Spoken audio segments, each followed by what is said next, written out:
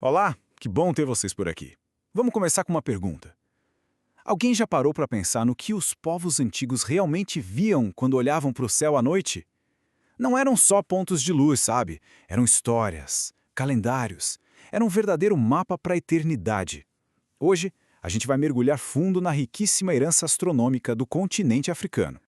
E para começar essa viagem, a gente vai para um lugar chamado Nabta Playa. Pensa só, bem no meio do deserto egípcio, a uns 100 quilômetros de Abu Simbel. É lá que fica um dos complexos astronômicos mais antigos do mundo inteiro. E quando a gente fala antigo, é antigo mesmo. Para ter uma noção, vamos comparar. A construção do Círculo de Pedras de lá começou por volta de 4.500 a.C. Isso é quase 1.500 anos antes de começarem a primeira fase de Stonehenge e quase 2.000 anos antes da Grande Pirâmide de Gizé. É um monumento que nos faz repensar tudo que a gente achava que sabia sobre as origens da astronomia. E olha, Nabta Playa não era só um monte de pedra jogada de qualquer jeito, não. Era um centro cerimonial, tudo construído com uma precisão impressionante. Tinham esses alinhamentos de pedras gigantes, os megalitos, que marcavam o solstício de verão direitinho. Era também um ponto central de 5 linhas de pedras que saíam dele. Nas escavações, acharam até enterros cerimoniais de gado, o que mostra a importância espiritual do lugar. Ou seja, servia para coisas práticas como calendário e navegação, mas também tinha um significado cósmico muito profundo. Ok, a gente viu esse lugar incrível. Mas aí fica a pergunta, né? Como é que a gente pode entender o que esses monumentos realmente significavam? É aí que a gente entra num campo de estudo fascinante, a chamada astronomia cultural. A grande questão é, como que os pesquisadores de hoje conseguem decifrar essas mensagens celestiais, que foram deixadas para a gente há milhares de anos? A resposta está numa abordagem que mistura várias áreas do conhecimento.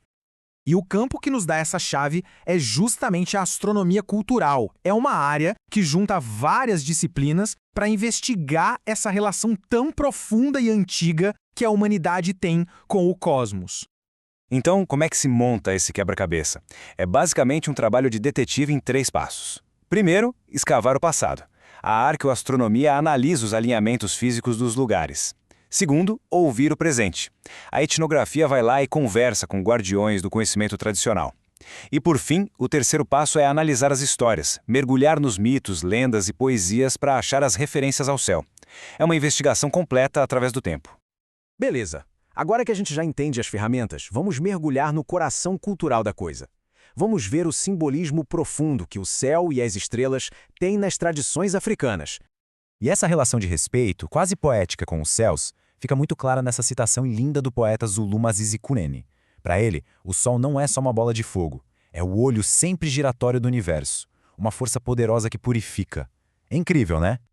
E o mais fascinante é que, por milênios, observações astronômicas super sofisticadas não precisavam de telescópios. As ferramentas eram simples, mas muito eficazes. Usavam planisférios, cartas estelares, mas a ferramenta mais universal de todas é a nossa própria mão. Com o braço esticado, o punho fechado mede uns 10 graus no céu. A mão toda aberta, do dedão ao mindinho, dá uns 20 graus. É uma forma genial e acessível de medir o cosmos, que qualquer um podia usar. O Sol e a Lua tinham papéis centrais, tanto na fé quanto na vida prática. Na literatura, por exemplo, o Sol muitas vezes é uma divindade, um criador, como na poesia de Taban Loliong. Já a Lua? A Lua era a grande senhora do tempo. No romance A Flecha de Deus, de Chinua Achebe, é o sacerdote-chefe quem precisa ver a lua nova para definir o calendário de toda a comunidade. O céu literalmente ditava o ritmo da vida. E essa herança de observar e entender o céu não ficou só no passado, não. Vamos dar um salto no tempo para ver como essa tradição continua viva na ciência de hoje. A palavra-chave aqui é continuidade. E uma figura fundamental nessa ponte entre o passado e o presente é Samuel Okoya. Ele foi um verdadeiro pioneiro, o primeiro africano negro a ter um doutorado em radioastronomia. E a pesquisa dele sobre o pulsar da nebulosa do Caranguejo foi tão importante que ajudou numa descoberta que mais tarde ganhou um prêmio Nobel. Essa busca pelo conhecimento dos céus também floresceu muito na diáspora africana. Ali, entre 1956 e 1964, uma primeira geração de astrofísicos afro-americanos, como Carl Rawls e George Caruthers, quebrou muitas barreiras. Eles fizeram contribuições enormes para a ciência, muitas vezes enfrentando a segregação. E falando nesses pioneiros, tem uma conquista que é simplesmente histórica. O instrumento criado pelo Dr. George Caruthers, que foi para a Lua na missão Apollo 16, se tornou o primeiro observatório operado por humanos fora da Terra. Pensa nisso, milênios depois do pessoal de Nabta Playa olhar para o céu, a mesma herança de investigação chegou até a Lua.